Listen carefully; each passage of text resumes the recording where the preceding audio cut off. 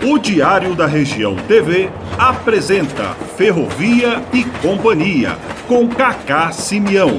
Aqui, a ferrovia e o ferroviário são destaques. A partir de agora, no Diário da Região TV. Estamos aqui iniciando mais um programa Ferrovia e Companhia. Estamos aqui com o nosso amigo Antônio Bezerra. Tudo bem, Antônio? Como é que está você? Ô, Simeão, tudo bem, tudo tranquilo. É um prazer estar aqui. Seu convite, agradeço muito. E eu queria saber, né, como que foi sua entrada na ferrovia, como é que sucedeu a sua entrada na ferrovia? Foi assim, Simeão. Antes eu trabalhava num banco, né? E aí um amigo foi levar lá na minha casa, né, o saudoso amigo Valdomiro, levar o endereço onde tinha inscrição para que tinha havido abertura para maquinistas da FEPASA na época, né? Ele já estava na FEPASA, Valdomiro. Aí eu fui, peguei a documentação, fiz a inscrição, né, e fui fazendo os testes. Aí consegui entrar. Fizemos o concurso, consegui entrar na ferrovia de ajudante maquinista. Que ano que foi isso, Bezerra? Isso em 1986. 86. Você é da turma dos menudos? Isso, como dizia o Majestade, eu sou da primeira turma, né? Os Menudos do Morumbi. Nós somos os primeiros maquinistas de fora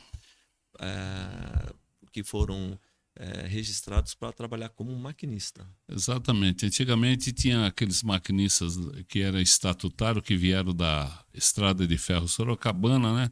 E vocês foram a primeira leva que entraram para... E foi muito bom, né? Nessa época foi muito bom. Eu estava em Carapicuíba, a gente recebeu vocês de braços abertos aí.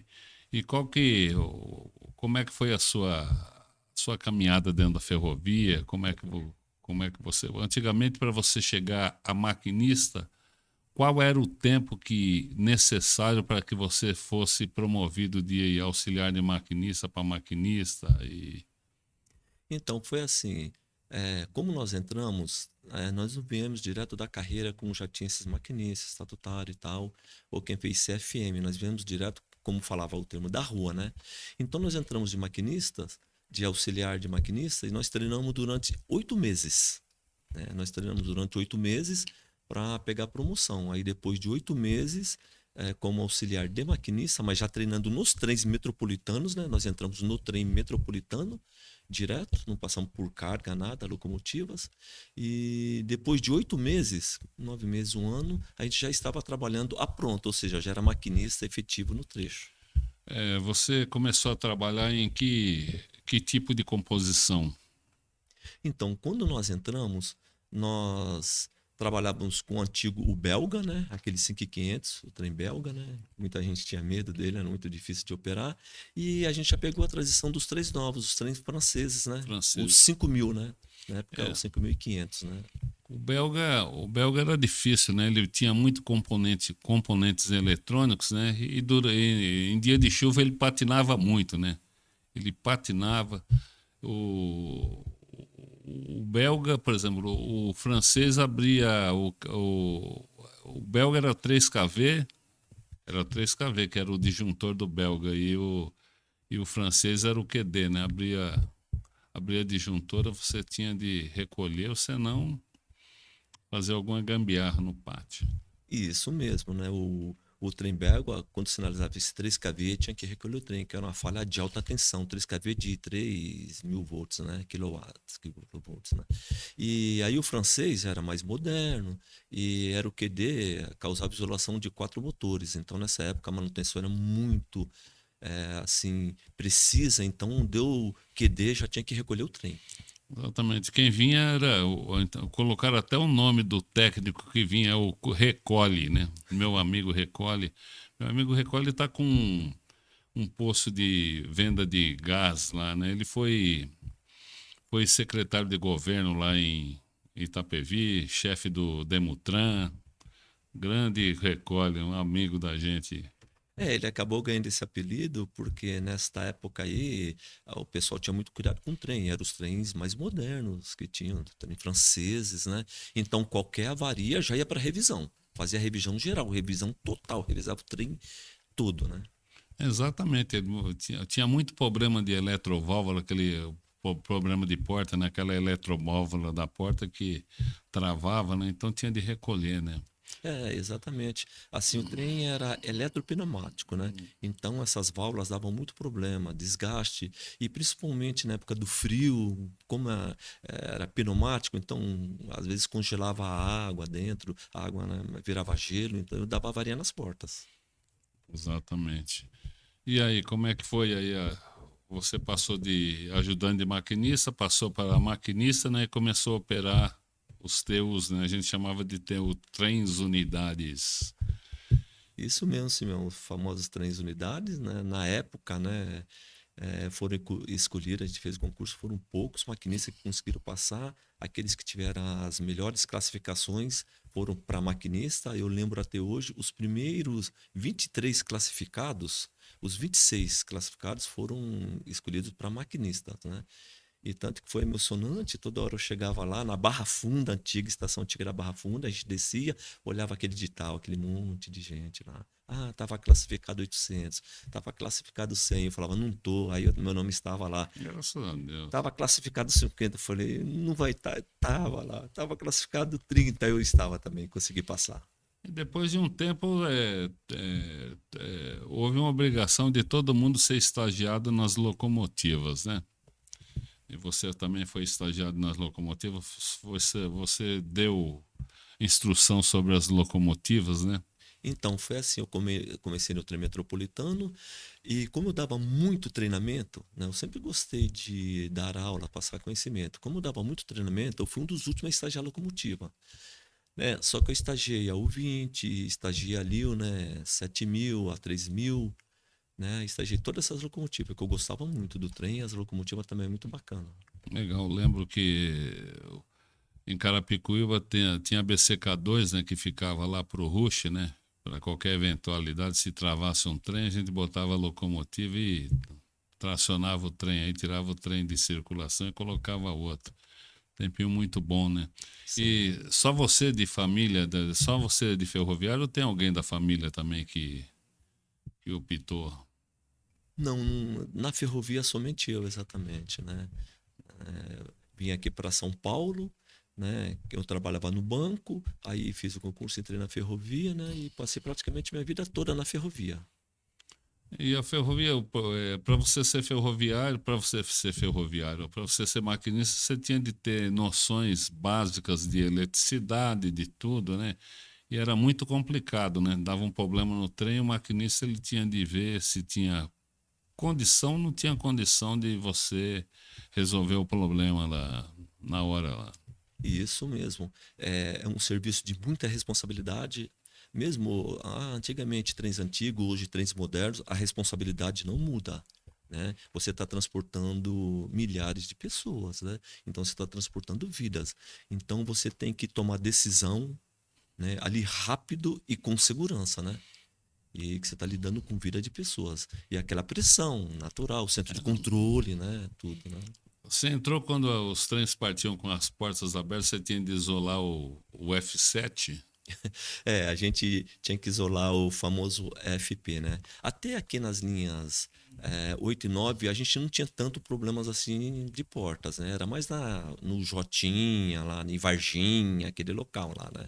E a gente tem muito desse problema. E tanto que a gente trabalhou na Zona Leste também, né? Mas aí já como supervisor, lá o problema era grave, né? Era grave. Você chegou aí a tracionar o J também? Você tinha curso sobre o Jotinha também? A unidade japonesa? Trabalhei muito tempo. Eu trabalhei um bom tempo na locomotiva, trabalhei um bom tempo no Jota, trabalhei muitos anos ali em Amador Bueno, aí em Varginha também, né? Era o trenzinho que ficava indo e voltando só 3 carros, né? Aquilo ali era problema, aquilo ali parecia uma árvore de Natal, né? Eu lembro na época ali. Tinha Verdade. muito acidente ali, caía muita gente dos trens ali. Caía, né? E tem histórias, eu não sei se é verdade, mas teve gente que caiu do trem lá no Rio, porque tem aquela ponte ali de Tem a Jurubatuba. ponte em Jurubatuba. Ferrovia tem muitas histórias, né? Muita história. Ih, rapaz, a gente. A gente lembra que ali no pátio, por exemplo, as primeiras 8 unidades de manhã cedinho, a gente soltava de Carapicuíba, que eram os trens de recolhida, né? Então você tinha de manobrar ali o pátio de Carapicuíba a noite inteira e deixar os trens a pronto para circular até a Júlio Prestes, depois fazia uma viagem para Júlio Prestes e recolhia para as oficinas de Presidente Altino, né? Só tinha um que era o ET 901 que fazia o N1 de Santa Terezinha para Itapevi, 4 horas. E foi muito bom, né, a época, né? Da sua época ficaram quantos na ferrovia? Olha, da minha época, né, eu saí agora em 2021, né, no PDI. Na minha época, lá, da minha turma mesmo, acho que, contando eu que sei, deve ter 6 ou 5 lá. Então, muita pessoa saíram ao longo desses 30 e poucos anos, muitos saíram, né? Então, Agora, eu vou fazer uma pergunta. Esse trem espanhol, ele era difícil de pilotar? Era melhor do que esses? Ou você achou alguma diferença, assim, de estar tracionando eles? não, o trem espanhol, o primeiro que veio, no caso o 2.100, aquele com 2 portas, o trem era tranquilo, era mais fácil. Assim, quanto mais tecnologia, melhor para você trabalhar. E a gente também, como era mais novos, então, assim, de idade, então a gente não teve dificuldade, né? E no meu caso, como eu gosto de trem, gostava, eu sempre fiz o que eu gostava, né? Trabalhar com trem para mim é um prazer, então para mim foi fácil.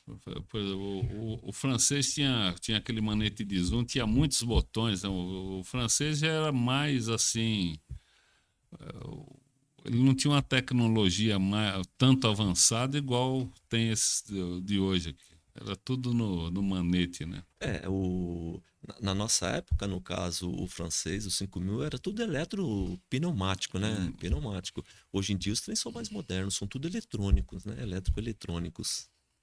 Eu lembro do trem alemão que chegou. O trem alemão, você apertava um botão, ele ligava, ele dava de um painel tudo aquilo que foi ligado, compressor, tudo até o, ligar o trem com sucesso, né? E qualquer falha que acontecesse, você apertava um botão, aparecia no próprio computador o que estava acontecendo no trem, né? Sim. Eu achei um trem inovado, né? Eu vi e fiquei paralisado. E aconteceu um caso aí tinha um trem lá na Gare de Altino e eles precisavam tinha um trem Hollywood que eles vieram fazer uma manutenção. Então eles tiveram de tirar um trem e puxaram o alemão Alemão. até Osasco ali, só que não trouxeram o manobrador, né?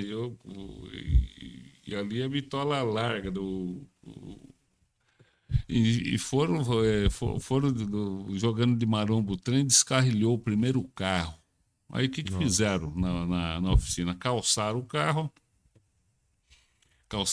alinharam o carro e deixaram lá. Só que é o seguinte, o trem ainda estava em garantia pela Siemens. Então, todo dia vinha um cara da Siemens tirar a movimentação do trem através de um pendrive, né? E constatou que praticamente o trem tinha Nossa. descarrilhado. E os caras colocaram no relatório que tinha sido deu sindicância. Eu estava no sindicato Nossa. nessa época e quase que o manobrador ele foi mandado embora, né? Porque era o manobrador que fazia essas travessuras. Nessa época assim, aconteciam algumas coisas assim, essas histórias. Esse trem alemão era muito bom, trem com tecnologia, ele fazia testes, né? O trem alemão, a tecnologia é Siemens, né? Então ele é um trem avançado até hoje, né? Até hoje ele é um trem de uma tecnologia avançada.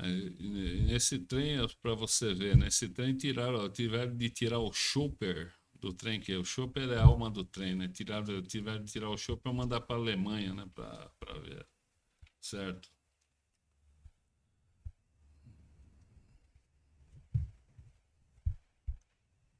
Conte para nós alguma curiosidade que você tem aí a respeito da ferrovia, o que pegou aí. Olha, a ferrovia tem inúmeras curiosidades, né? Assim, a chegada dos trens novos, essas transições. Nós participamos também da transição da sinalização, que antes era tudo o CTC, aí mudou para o ATC de bordo. Nós participamos dessa transição. Curiosidade da ferrovia.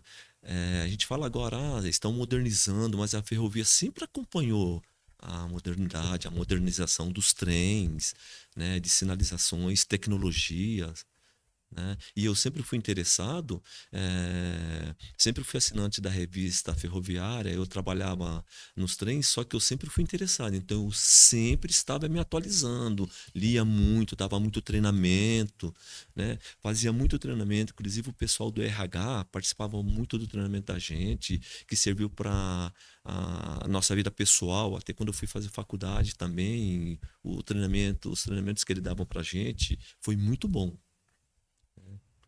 Legal. Eu lembro que tinha uma alavanca do. Por que que tinha de isolar o ATC, né? A alavanca do ATC ficava debaixo da cabine do trem. Você tinha de descer do trem para isolar. Por que que tinha de isolar o ATC?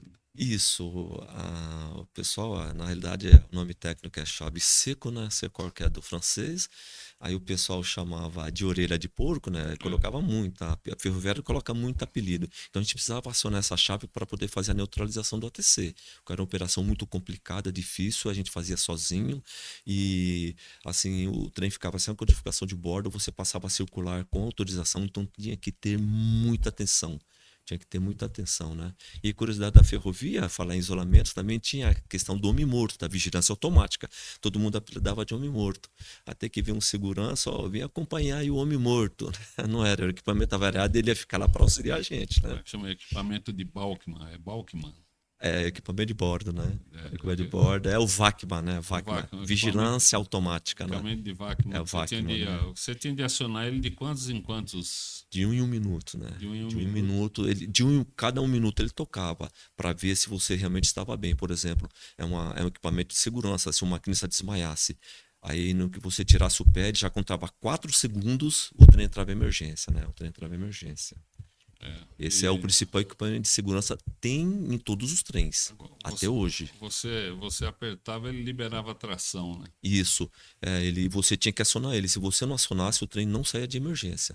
Era um pedal, você tinha que pisar, tipo assim, para demonstrar que você estava bem, você estava vivo, né, na realidade. Teve um acidente lá na Gilda, porque tocou lá o cara na meio da plataforma, o cara liberou a tração. É um perigo, porque é uma questão do nosso cérebro. Às vezes você está dormindo, você faz alguns comandos que você reconhece. É perigoso, né? E a gente sabe, né? Com muita, por exemplo, o 7000, a primeira linha de modernização foi o 7000, né? Isso, 7000. Do equipamento do 7000. Um trem muito moderno, com bastante tecnologia, né? Eu dei bastante treinamento do trem 7000, né? E assim, um trem até hoje seguro, tanto que roda até hoje aí, né? Esse trem foi emprestado para as empresas que assumiram, e um trem bem tecnológico, né? Infelizmente, a manutenção, né? A cada 1 milhão de quilômetros, você tem de fazer uma revisão geral, né? Sim. E tem trem rodando aí sem manutenção. Aí. Então, o que que acontece? Os trens mais antigos, a gente fazia a manutenção, até o próprio maquinista, o supervisor de tração corria muito atrás de trem para colocar para funcionar. Agora, esses trens mais modernos, o 7000 já se enquadra nesses trens de hoje, né? Do 9000, 9500, 8000, eles não rodam, vamos falar, com qualquer ajuste técnico, não, eles são trem eletrônico. Se você, por exemplo, não trocar o equipamento ou não calibrar o equipamento, ele não roda, é questão de segurança, né? Eles são bem mais modernos e bem mais seguros, né? Não que os outros não eram, né? Então, na minha época, você tinha de virar a frota ali entre o Ceasa e Imperatriz. Será que existe ainda? Eles viram a frota? Então, a gente fala virar o trem, né? Mudava a posição da cabeceira. Isso daí era em virtude do desgaste do rodeiro, do friso do rodeiro. O trem subia de Julho descia para Itapevi e voltava nesse mesmo sentido. Né? Então, o friso gastava sempre do mesmo lado. Então, na nossa época, tinha as famosas engraxadeiras, né? Equipamento na via, que o trem passava. acionava um pino Acionava um e pino. esguichava a graxa ali no friso do trem. Estes trens mais modernos de hoje em dia não precisam. Eles têm lubrificador de friso, né? Então, com o lubrificador de friso não precisa mais virar. Isso aí virou uma nostalgia já, né? Da nossa época. Eu lembro Virou uma que a gente nostalgia. tinha de virar frota lá, não. Esse é Era um final de semana final de inteirinho. semana. Final de semana inteirinho você virava toda a frota, né? Tinha que fazer isso, E né? eu lembro até hoje que botaram 2 maquinistas, né, e tal. Então, se você colocasse a ferramenta numa cabine, se o cara colocasse na outra cabine, apitava, né? Isso mesmo. Então, foi até inédito. Era o finado Seco e tinha um outro maquinista, eles acharam que era a composição deles, o cara falou, por que não parte? Tá vermelho o sinal, né? E o outro tava verde do outro lado. Então, ninguém podia partir. Aí ficava aquela campainha lá, né? O Queca e o... Foi o Queca e o finado Seco, né? Aí ficava, e o trem não parte, quando você coloca 2 comandos, ele não aceita, Não né? aceita. Aí ficava, né? O trem não tracionava, né? Mas eu adorava. A gente, por exemplo, o problema de comutador de porta, a gente levava lá para o pátio de Carapicuíba. Você abria o comutador, era um fiozinho que estava solto, né? Era um fiozinho que estava solto e você... É só colocar lá, fazia o teste de fechamento e abertura de porta e botava o trem para circular de novo. Esses trens a gente podia fazer, a gente tinha muitas atuações nele. Esses mais modernos já não, né? Não tem Não. como. Não tem como atuar no trecho. Os 5 mil antes de recolher, o pessoal, quando ele abria a QD, o pessoal levava para o pátio, ele desligava o trem, depois colocava o pantógrafo novamente na linha. Tinha trem que dava certo, né? Eles armavam o disjuntor, né? Mas A gente tinha muito desses recursos, né? A gente tinha muito conhecimento técnico. Particularmente o pessoal da FEPASA, muito bem treinado, né? A gente conhecia o equipamento, né? A gente conhecia o trem. Muitos anos trabalhando, né? Então você passa a conhecer o equipamento, né? o Bonesi foi professor de alguém aqui? Foi meu, né? Eu converso com o seu Walter Bonesi até hoje, né? Até hoje. Eu converso com ele, foi meu mestre, né? Até hoje. Bonesi e o Hélio. O Hélio também era para ir para inspetor, deu aquele acidente com ele ali na Leopoldina. Ele pegou uma locomotiva fora de marco, né? Teve esse acidente, né? Eu tinha acabado de entrar na ferrovia, tinha acabado de entrar. Hélio Rodrigues de Eu lembro, tinha Barros. acabado de entrar na ferrovia. Aquele cara entendia de trem, né? O pessoal tinha muito conhecimento, o pessoal antigo tinha muito conhecimento. Augusto né? Constantino Bauman. Augusto Bauman, supervisor. Trabalhei com ele, nossa, orientou bastante a gente. Ele é um cara muito bacana. Ele deixava a gente trabalhar tranquilo, sabe? Ele tranquilizava a gente, né? Teve um maquinista que o filho dele trabalhava no RH, rapaz. O Franzi, Paulo Franzi faleceu, né? Isso. Paulo Franzi, a gente mandou um recado para ele que a gente tem muita saudade desse pessoal. Antigamente não tinha CCM, né? Quem cuidava dos trens era nós, né? Era a estação. Escala de maquinista, escala de trem. Nem tinha escala de maquinistas. Qual era o trecho mais fácil de circular os trens aí? Olha, assim, eu particularmente, eu sempre gostei muito da linha 8, né? A gente trabalhava nas linhas, né, 8 e 9, né? A linha 8 é uma linha mais longa, mais comprida. Eu gostava, não sei porquê até hoje, mas sempre gostei de trabalhar na linha 8. E a linha 9 é onde tinha os trens mais modernos, porque era a linha Sul, Pinheiros, né? Tanto que os trens mais modernos foram direcionados primeiramente para a linha 8. Trem alemão, o Cofesbro, todos esses trens modernos aí, né? Qual o melhor trem, o da Alstom, da CAF ou da Compay? Qual que é o... Não, todos têm a tecnologia muito boa. Em termos de segurança, todos eles são muito seguros. Mas a gente tem aqueles trens que a gente gosta mais, né? Qual que você... Então, o trem alemão é muito bom, hein? Eu gostei muito do trem alemão. O freio dele era ABS? Freio ABS, todos esses trens aí têm o freio ABS. Todos agora? Todos têm o freio ABS. Os 7.000, 8.000, eles têm freio ABS. Não é mais sapata? Não, é sapata. Só que é freio a disco, né? Agora são com freio a disco, né? E então ABS para não deixar fazer a famosa cova da roda, a gente falava quadrar, travar o rodeiro.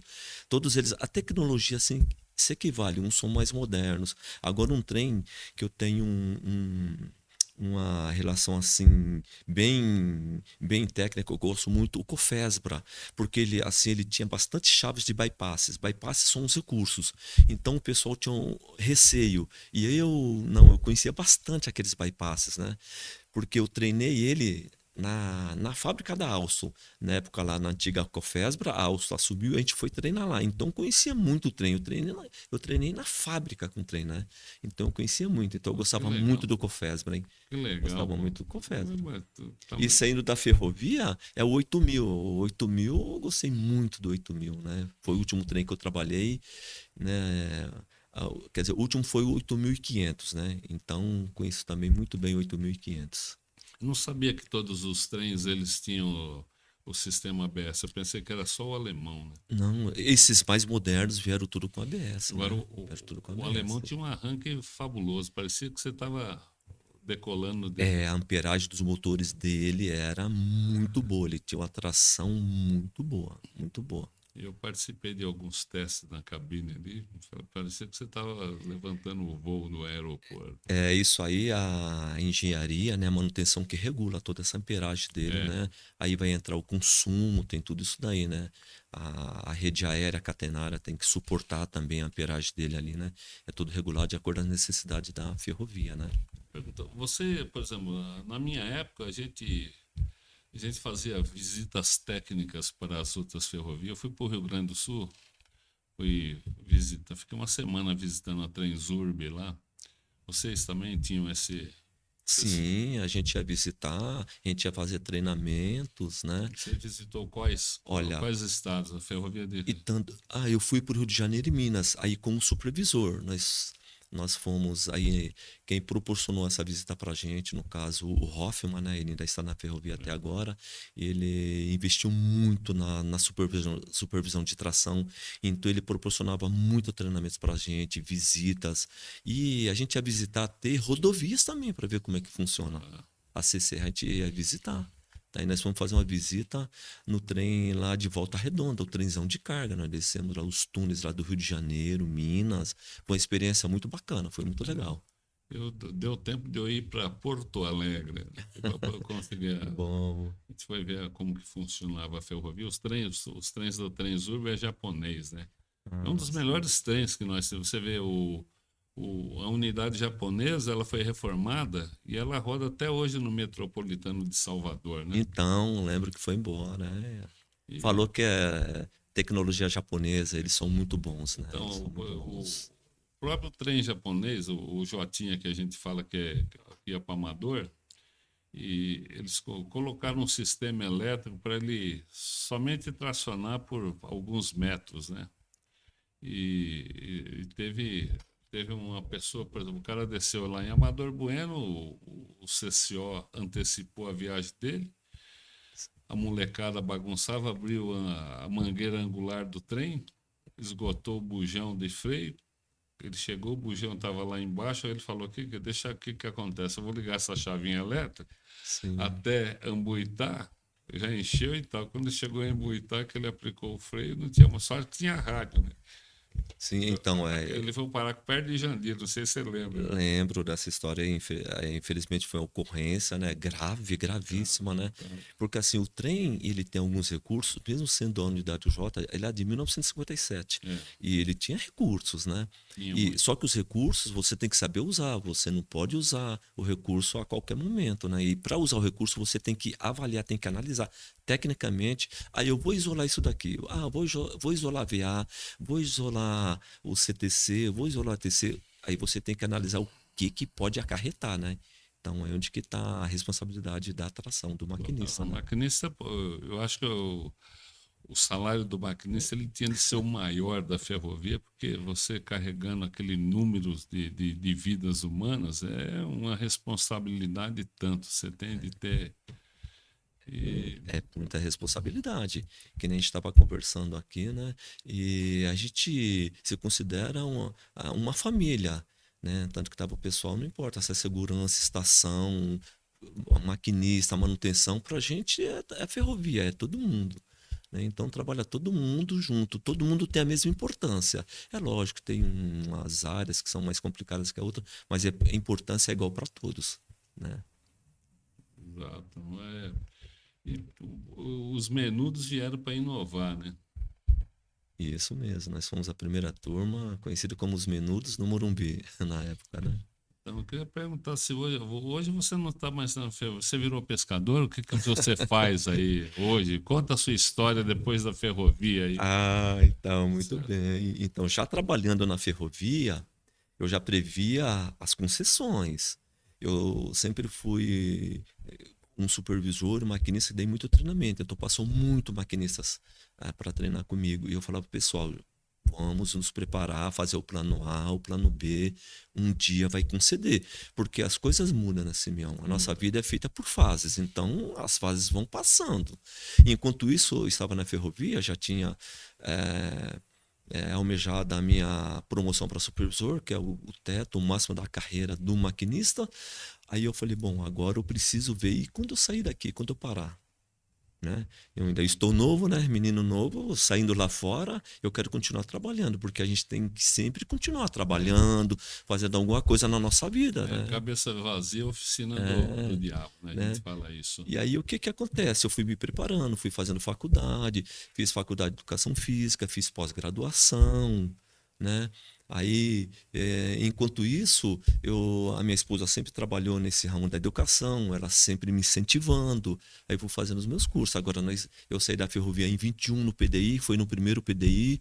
Eu cheguei e falei assim: bom, 16 anos de maquinista, 18 de supervisor, 36 no total, né? As coisas estão mudando.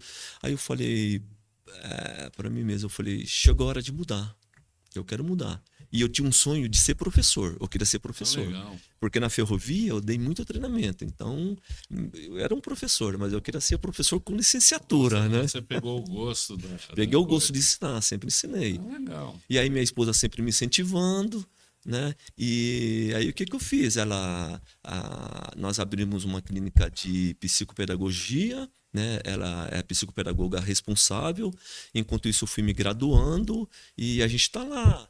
A gente atende crianças autistas, crianças com TDA, TDAH, a gente dá reforço escolar, aí eu dou reforço de matemática, dou aula de educação física, geografia, tudo lá para as crianças. E onde que se situa essa sua sede aí? Então, aí a gente vai fazer o merchan, espaço psicopedagógico Inspirarte, né? A gente está lá no Instagram, Inspirarte_10, e está lá em Carapicuíba, né? Na Tâmara 283. Pode Tâmara. comparecer lá, quiser fazer uma visita, pode ir lá. Fazer. Quem quiser vai ser bem recebido, pode ir lá a hora que quiser. Vou conhecer para tomar um cafezinho. Pode ir lá, vai lá para conhecer o nosso espaço. Beleza. Mas é isso aí. O que você tem mais de falar da ferrovia? Como é que foi a locomotiva? Você puxou muita locomotiva? Então, eu não cheguei a puxar locomotiva, que a gente veio direto para operador de TU, né? Mas eu trabalhei muito tempo com a locomotiva. A locomotiva é o que eu mais gostei de fazer na ferrovia. A locomotiva era totalmente manual, né? Eu gostei de operar. Ela é toda manual. Ali, você é maquinista. Não tem jeito, é você e a máquina. Você tem de conferir, você entra igual, você tem de conferir o checklist para você.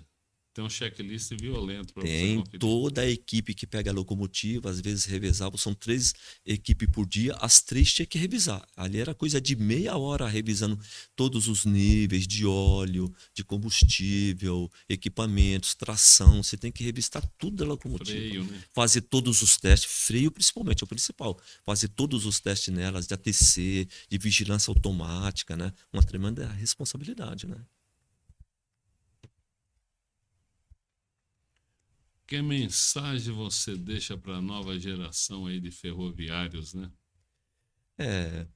A mensagem é aquela história de todo mundo da ferrovia. A nossa vida é feita por fases. A nossa fase na ferrovia já passou. O que que eu vejo? A gente deixou todo o conhecimento para eles. E a gente também tem que dar oportunidade. Que nem eu saí da ferrovia, vários maquinistas que eu treinei estão tudo como supervisor. na própria CPTM e nas empresas aí que receberam a concessão do governo do estado, né? Então isso para mim é um prazer. Então o que eu deixo para eles assim, continue na luta, a ferrovia é muito bacana, é uma história muito bonita. Eu espero que eles façam que nem eu, né? Case, tenha filhos, aposentem e depois quando sair, sigam sua vida aí. Você sabe que você foi um excelente profissional, né? Tanto como maquinista como supervisor. Obrigado, Simeão, muito obrigado. Todo mundo fala muito bem da Muito obrigado, sua presença. E o que a gente sentia, né? A gente, quando a pessoa sai, a gente sente muito, né? Eu senti. Só que agora a gente está com um grupo aí, então de vez em quando a gente conversa, de vez em quando a gente faz um churrasquinho aí e tal, para contar as mentiras, contar as histórias aí. E ferroviário tem muita história, né? Então é o seguinte, é isso aí, ô Bezerra. Muito obrigado pela sua presença aí e até uma próxima, né? Você deixa suas considerações finais aí pra gente aí, pro nosso programa aí, o pessoal que vai nos assistir aí. Tem muitos ferroviários aí de antena aí querendo ver o que o Bezerra veio falar aqui hoje. Que bom. Então, o que eu tenho a dizer é agradecer muito você ter feito o convite aí. Espero que todos os ferroviários aí, quando saiam da ferrovia, procurem outras coisas para fazer. Vamos lá, a vida continua, a gente tem muito potencial ainda para fazer. Queria agradecer aqui a minha esposa, que me acompanhou durante todo esse processo, né? Então, a família sempre junto, eu agradeço muito a ela que me apoiou muito. E é sempre bom ser uma pessoa honesta e a gente tem esse retorno. É muito bom estar aqui conversando com vocês. Espero que os ferroviários que assistam essa entrevista, esse podcast, gostem. Espero que eles gostem. Quiser entrar em contato comigo, pode entrar. Eu estou por aí. Tá bom, muito obrigado. Produção Alan Júnior. Direção-geral Márcio Sanazar.